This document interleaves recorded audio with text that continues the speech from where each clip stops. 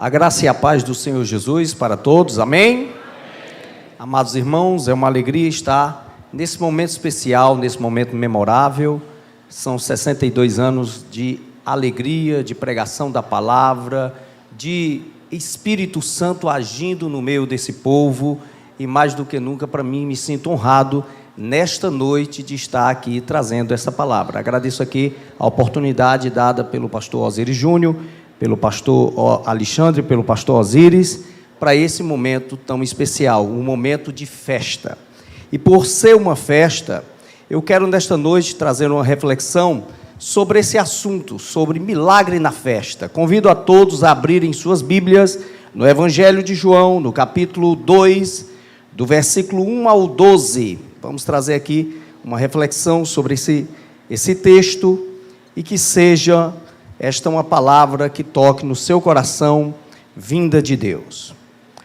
O Evangelho de João, capítulo 2, do versículo 1 ao 12, diz assim: 3 dias depois, houve um casamento em Caná da Galileia, e a mãe de Jesus estava ali. Jesus e seus discípulos também foram convidados para o casamento. E tendo acabado o vinho, a mãe de Jesus lhe disse: eles não têm mais vinho. Jesus lhe respondeu: mulher, que tenho eu contigo? A minha hora ainda não chegou. Então sua mãe disse aos atendentes: fazei tudo que ele vos disser. Perto dali havia 6 talhas de pedra, usada para as purificações dos judeus, e em cada uma cabia entre 80 e 120 litros. Jesus lhes ordenou: enchei de águas as talhas, e eles as encheram completamente.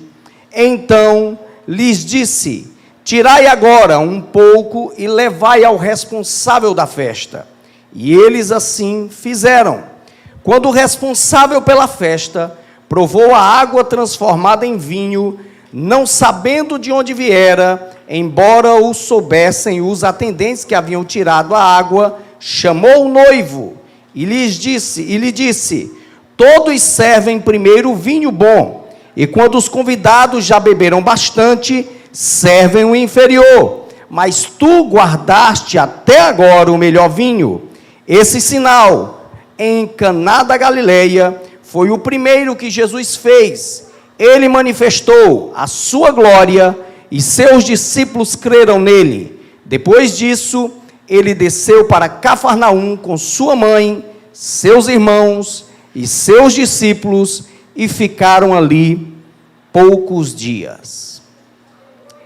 Peço sua atenção, portanto, para esta reflexão que estaremos trazendo nesta noite.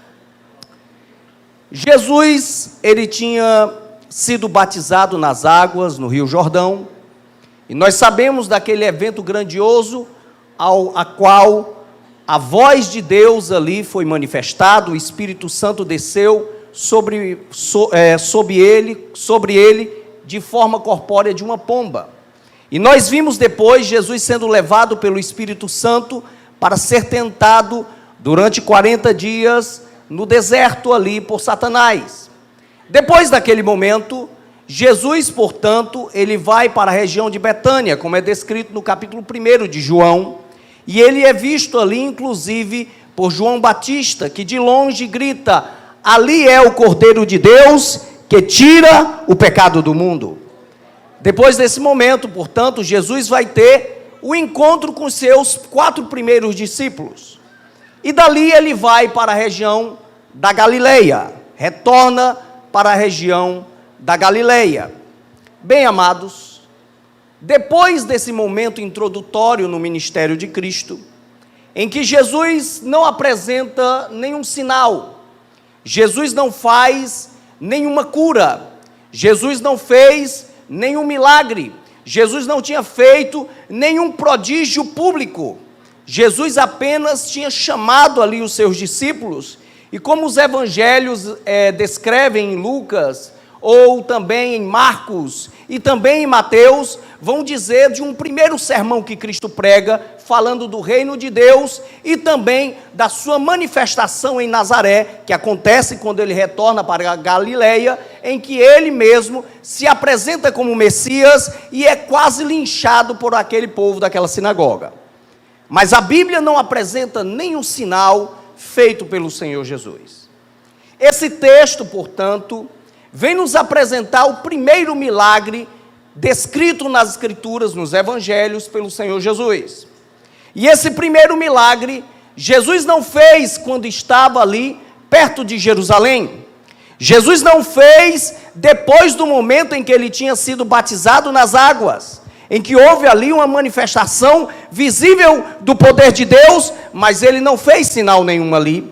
Ele não fez quando retornou ali da sua tentação. Ele não fez quando esteve ali aos arredores de Jerusalém, perto do templo, para já manifestar a sua glória. Ele escolheu fazer o primeiro milagre em uma festa de casamento. É interessante, amados irmãos, que ele vem quebrando todo tipo de protocolo, Jesus, porque o primeiro sinal que Jesus faz não segue os parâmetros ortodoxos que nós seguimos. Jesus não deu vista a um cego primeiro, Jesus não levantou um paralítico, Jesus não ressuscitou um morto, Jesus não fez um milagre que fosse considerado por nós como algo ortodoxo, algo que estivesse dentro da liturgia, algo que estivesse dentro de princípios religiosos. Jesus quebra tudo isso, porque o primeiro sinal que ele faz quebra totalmente a ordem do que nós podemos imaginar. Ele inventa de transformar água em vinho. Porém, a festa em que ele vai ser uma festa diferente, porque nessa festa foi que ele escolheu fazer o seu primeiro sinal. E o primeiro sinal, o texto bíblico diz, que ele tinha por objetivo mostrar a glória do Filho de Deus. Nessa noite, portanto, para falarmos dessa manifestação da glória, eu quero lembrá-los para vocês, nós também estamos em uma festa. E se Jesus quiser quebrar protocolos nessa noite, se Jesus quiser quebrar princípios ortodoxos nesta noite, não importa, o que importa é que o Mestre passeie em nosso meio e faça milagres e prodígios. Portanto, aqui o casamento de Caná da Galileia, esta festa vai se apresentar para nós como o evento propício para Jesus manifestar a glória dele. Por que, portanto, nós podemos ver esse evento como um evento escolhido pelo Senhor? Porque foi um evento distinto. Afinal de contas, vai ser o casamento mais destacado das Escrituras. Porque, afinal de contas, Jesus estava fazendo milagres e maravilhas. Por quê? Porque esse evento é um evento propício para a manifestação da glória de Deus. Em primeiro lugar, seguindo o que o texto nos mostra, em primeiro lugar, por quê? Porque Jesus, ele estava presente. Amados irmãos, poderiam estar ali todo e qualquer tipo de pessoas naquela festa. Estavam ali os noivos, tinham mestre de cerimônia, tinham servos, tinham diversos convidados, mas o diferencial daquela festa não foi o amor entre os noivos, não foi a cerimônia que foi feita, não foi ali a prece levantada pelo rabino da época, não foi de maneira nenhuma aquilo que tinha de decoração para aquela festa. O diferencial daquela festa é porque Jesus estava presente naquele lugar. No verso 2 vai nos dizer por que Jesus estava presente. No verso 2 é dito que Jesus tinha sido convidado para estar na festa. Amados irmãos, nós temos que lembrar que todas as vezes que Jesus foi convidado para estar num lugar, algo diferente aconteceu. Lembre de quando Jesus foi convidado por Jairo para ir na sua casa. A menina estava morta, Jesus entrou, a menina ressuscitou, porque Jesus estava presente no lugar. Quando nós convidamos Jesus, coisa grandiosa sempre acontece. Ele quebra protocolos, porque Jesus, ele faz do jeito que ele quer, da forma que ele quer, porque ele é o Senhor que realmente tem o domínio sobre todas as coisas. Aqui Jesus tinha sido convidado para estar naquela festa. Ela vai se tornar a festa mais especial de todas da história bíblica, porque Jesus tinha sido convidado. A quem você tem convidado para estar na sua festa? A quem você tem convidado para estar na sua casa? Tem lembrado de todo mundo? Tem lembrado dos seus amigos, dos seus conhecidos? Tem lembrado de nomes grandiosos, de pessoas que você admira?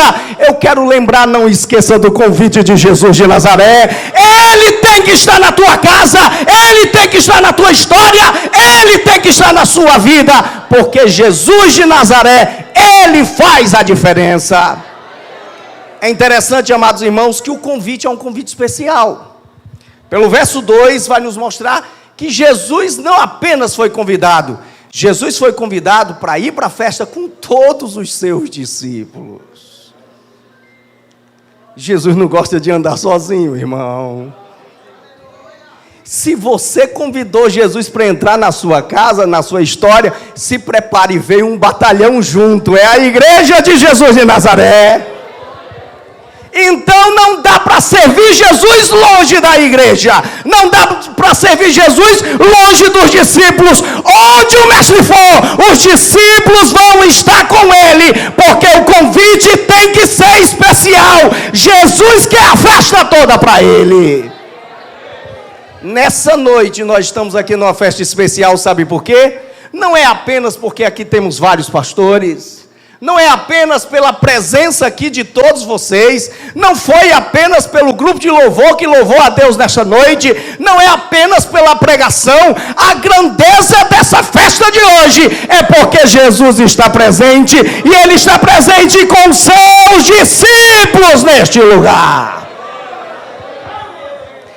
O interessante, amados irmãos, que aquela festa se torna uma festa propícia para a manifestação da glória do Filho de Deus, por um segundo detalhe. Para que a glória de Deus fosse manifesta, era necessário um problema. E ora, na festa aparece um problema. Um problema de difícil solução. E aqui, logo de relance, ao nós vermos essa questão de um problema, temos duas lições aqui, logo de cara. Em primeiro lugar, não é porque Jesus está no lugar, não é porque Jesus está presente, que você não vai passar por problema. Não é porque Jesus está na sua vida, que você não vai passar por luta. Não é porque Jesus ele está em um determinado lugar, que não existam lutas e problemas. Vai ter luta, vai ter problema na sua vida, irmão. Se está passando por problema, não reclame. Jesus está com você, mas saiba que você vai passar por adversidades. Mas tem um segundo detalhe: não tem milagre sem problema, não tem maravilha sem problema. Tem que ter um problema para que você veja a glória de Deus na sua vida. E isso é que é interessante. Diante daquela dificuldade, mesmo Jesus presente, atitudes foram tomadas de forma correta diante da adversidade. O crente passa por adversidade, resta-nos a tomar as atitudes corretas diante dela. Primeiro detalhe que o texto vai nos mostrar, verso 3, é que diante do problema que estava tendo naquela festa, logo de cara, o problema vai ser diagnosticado. Ora, faltou vinho. E quem percebe isso não é o mestre de cerimônia, não são os noivos, nem são os convidados. Quem vai perceber isso é uma convidada especial da festa. Maria, mãe do Senhor, vai e percebe que tinha faltado vinho na festa. Trazendo aqui uma aplicação prática, para o primeiro passo que eu e você podemos fazer para o milagre de Deus acontecer na nossa vida, nós não podemos fazer nada mais do que isso, é de nós diagnosticarmos qual é o nosso problema. Eu não sei qual é o teu problema, irmão.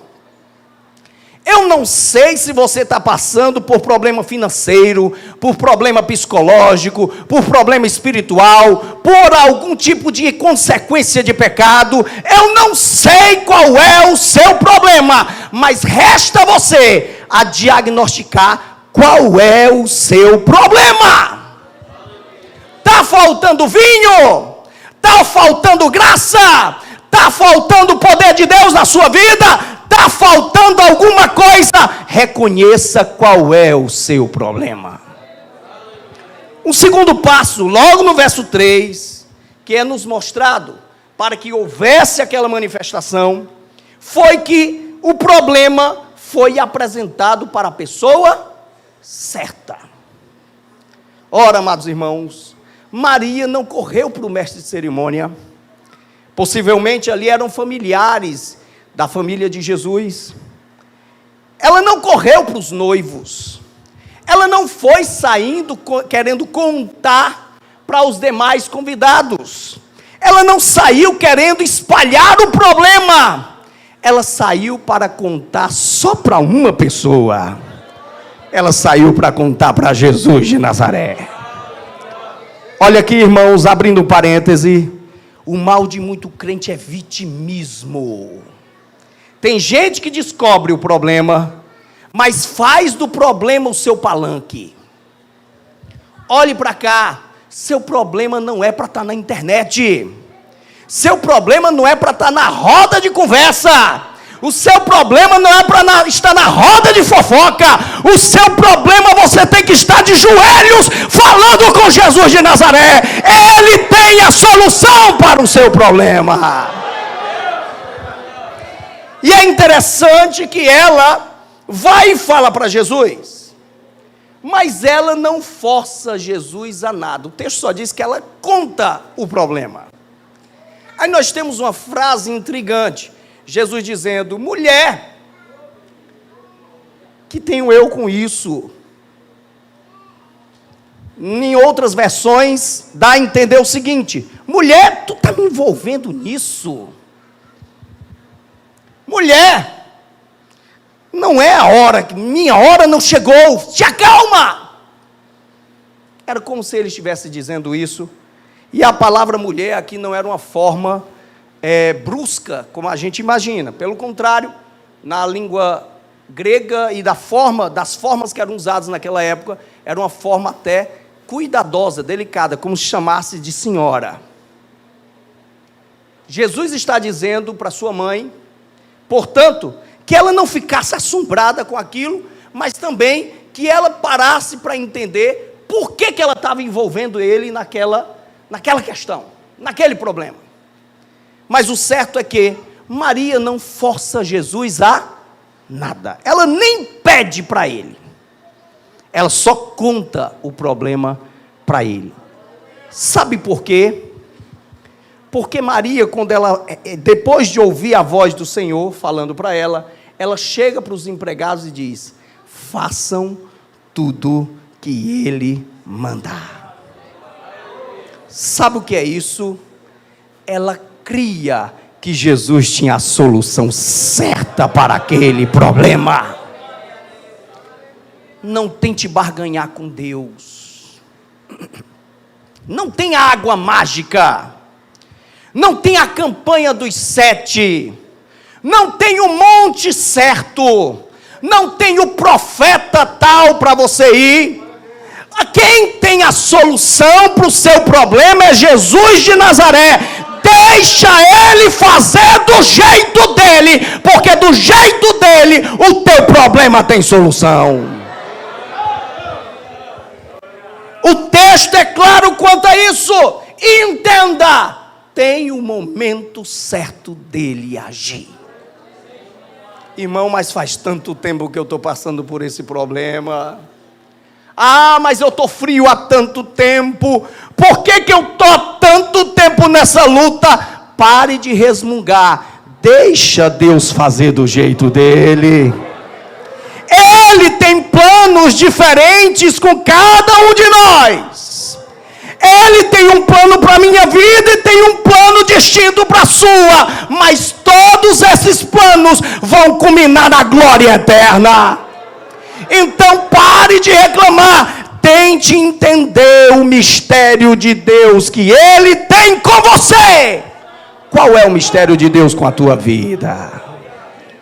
Para de olhar demais para a vida dos outros. Ah, mas com fulano é assim. Ah, com ciclano é assim. Não! Você tem que lembrar do jeito que Deus quer com você. Qual é o teu chamado? Qual é a tua história? O que Deus quer trabalhar com você? Então olha para a tua vida, para o teu caminho, olha para o teu chamado, olha para a face de Jesus. Ele tem a resposta certa para o teu problema.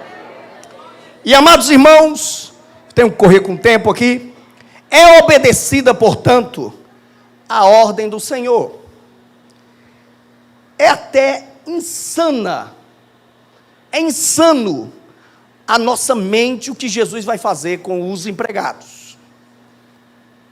Haviam 6 talhas, que eram vasos grandes de pedra, cabiam entre 80 a 120 litros. Preste atenção, o problema qual era? Estava faltando vinho na festa. Jesus chama os empregados e diz: vão encher essas talhas de água. Talvez você não entendeu o peso do que eu estou falando. As talhas, cada um era de 120 litros.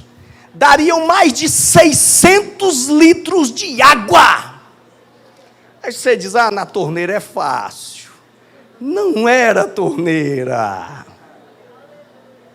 Os empregados iam pegar talhas de pedra pesadas de água no rio para levar ali para a festa. Mas não está acabando, é o vinho. O que esse homem está inventando de botar a gente para pegar água pesada? Olhe para cá. Deus age de forma que a gente não entende. Ah, pastor, eu estou tanto tempo nessa luta ministerial. Continue, porque Deus ainda não acabou a obra com você. Ah, Senhor, eu estou batendo aqui tanto nesse problema, nessa luta, e não passa. Não pare. Deus vai agir na sua vida, e Ele age na hora que Ele quer, da forma que Ele quer. Se Ele vai te colocar no deserto, se Ele vai te colocar num caminho sozinho, se Ele vai te deixar muitas vezes isolado, se Ele vai te pedir até para você sacrificar o filho, como aconteceu ali com Abraão, saiba de uma coisa, pode ser insano aos seus olhos, mas no final você vai ver a glória de Deus. É interessante, amados, que Jesus ainda, ao fazer esse pedido, quebra a regra de qualquer coisa. Aquelas talhas só eram usadas em festas especiais. É o mikvé.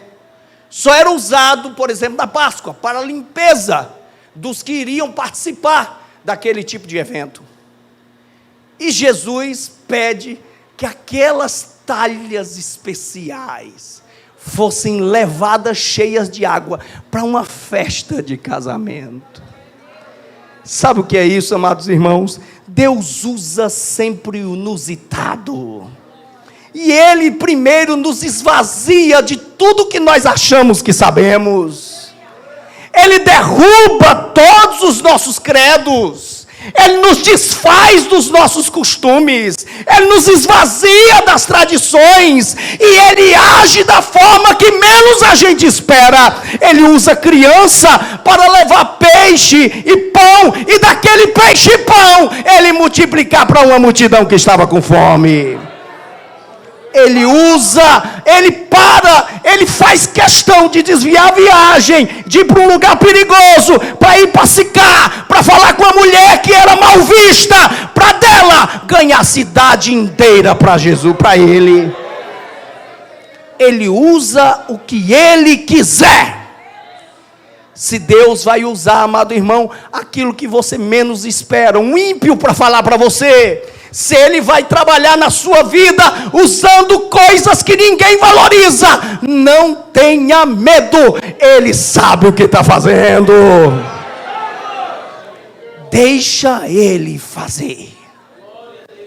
E é interessante a beleza do texto todo, é que mesmo aqueles homens levando aquelas águas, imagine a cena comigo, aquelas águas pesadas, Jesus não impõe as mãos, não ora pelas águas, não manda que eles rodarem 7 vezes ao redor das águas. Jesus só diz: levem para o mestre de cerimônia, ele vê. Imagine aquela cena, eles estão levando e olhando aqui um monte de água. Nós vamos levar o que para esse mestre de cerimônia? Um monte de água. O homem vai expulsar a gente daqui. Isso é loucura. Só que eles, mesmo sem entenderem, eles continuam levando as talhas. Sabe o que acontece? Eles ainda viram água, mas o mestre de cerimônia, quando olhou e provou, não era mais água. A água tinha se tornado em vinho, e vinho gostoso. Creia mesmo sem ver nada. O teu chamado, muitas vezes, você não acredita mais nele. Você acha que é invencionice da cabeça. Você disse já muitas vezes: não vai dar certo. Não esqueça, continue levando as talhas d'água. No momento certo você vai provar do vinho bom. E eu encerro as minhas palavras com o que o verso 9 ao 12 vai nos dizer. O milagre do Senhor, olhe para cá, isso é que é a beleza. O milagre do Senhor sempre supera as nossas expectativas. Estava faltando vinho, agora tinha mais de 600 litros de vinho. O vinho outro era bom, esse é muito melhor. Olhe para cá, teus projetos e sonhos são pequenininhos e anões. O que você está projetando é coisinha pequena. Você pode não estar entendendo o que está passando, mas saiba que no final da festa tem um vinho gostoso feito por Jesus de Nazaré. E é interessante, amados, quando nós falamos de vinho, vinho na Bíblia tem um sentido negativo, mas positivo também. Muitos gostam de dizer que está atrelado à alegria, está atrelado de alguma forma à felicidade. O que importa, deixando de lado qualquer tipo de alegoria ou metáfora quanto à questão do vinho, é que nós podemos ver que quando o Senhor, Ele faz o milagre, nós vamos provar de algo que nunca nós provamos. A experiência que você nunca teve, Jesus quer dar para você. Mas tem que passar por esse amargo. Olhe para cá, está faltando o vinho na tua vida. As tuas talhas estão cheias de quê? De desespero, de agonia, de medo. Saiba que Jesus não é só o convidado da festa hoje. Ele é o dono da festa.